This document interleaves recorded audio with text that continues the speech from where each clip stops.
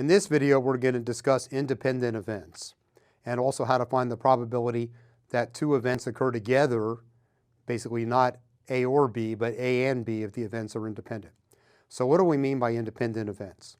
Events A and B are independent if knowledge that A has occurred doesn't change your estimate of the probability of B, or knowledge that B has occurred doesn't change your estimate of the probability of A. So let's look at some examples. Let one event be the Dow is up at least 10% in a year, and another event that Microsoft is down at least 30%. Those aren't independent, because if I told you that Microsoft went down at least 30% in a year, it makes it highly unlikely that the Dow did very well. If I told you the Dow did very well, it makes it highly unlikely that Microsoft would do very poorly. Now let's look at an example of two events that are probably independent.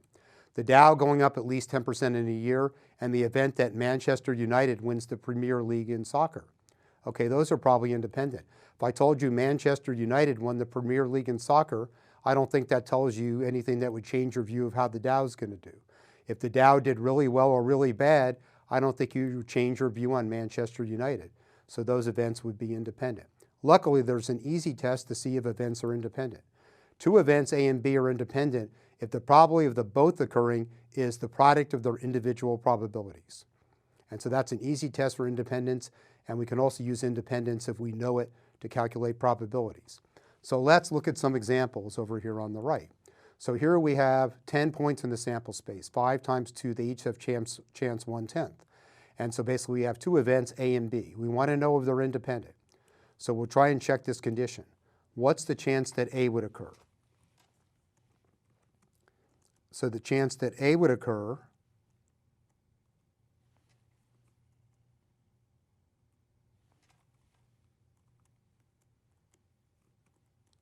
okay, there look to be 5 points in there that will be A. 5 out of 10 is 1/2.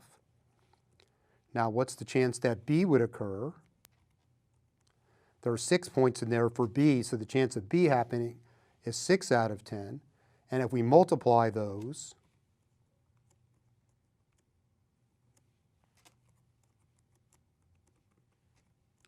okay, that's going to be 30 over 100. And that's 0.3. Now, does that equal the chance of A and B? The answer is no. Because the chance of A and B happening, when you look here, there's only 1 point out of 10. So these are not independent. Okay, now intuitively, why is that?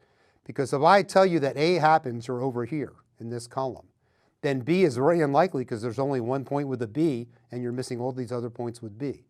So that's why they are not independent. Now in the second example here, A and B are independent. Let's see why. We have 20 points in the sample space, 5 times 4. So how many A's are there? 5. So the probability of A would equal 5 over 20. Now the probability of B, how many B's are there? 1, 2, 3, 4. That's 4 over 20. And the probability of A and B, there's 1 point there, 1 out of 20. Okay, now if I multiply these two probabilities, does that equal 1 over 20? Yes, it does.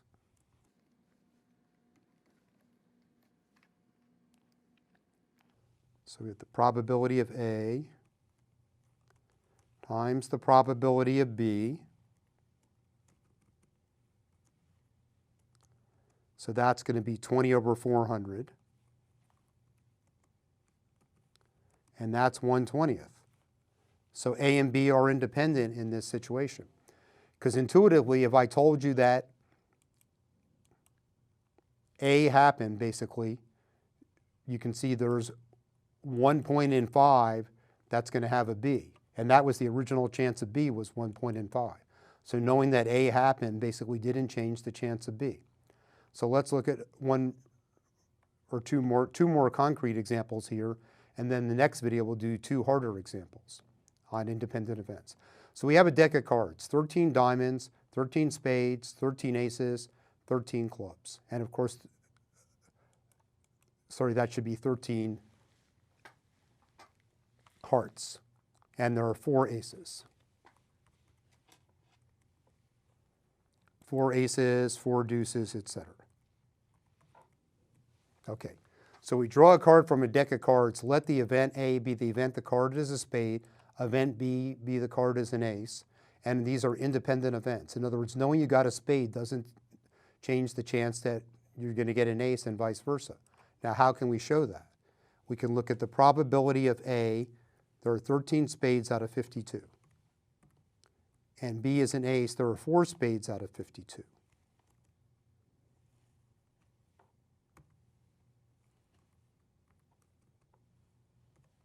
And the probability that they both happen, we get a spade and an ace. That's only one card in the deck, the ace of spades. So if I multiply the probability of A times the probability of B, they'll come out the same.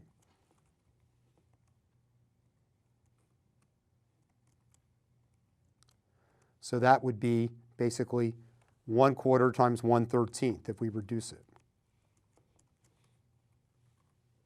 And that equals 1/52.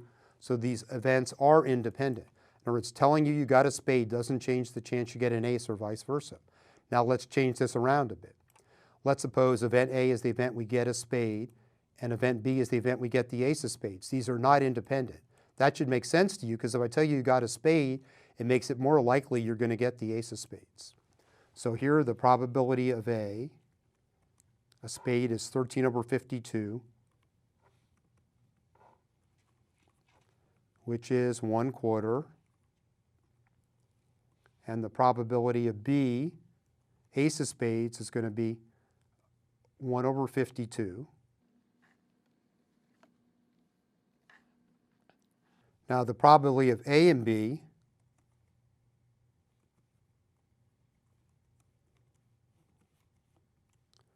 okay, we have to get a spade and the ace of spades, and that's going to be 1/52. And I take the probability of A times the probability of B. That's just not going to be the same thing. So A and B are not independent. In the next video, we'll solve 2 more complex problems involving independent events.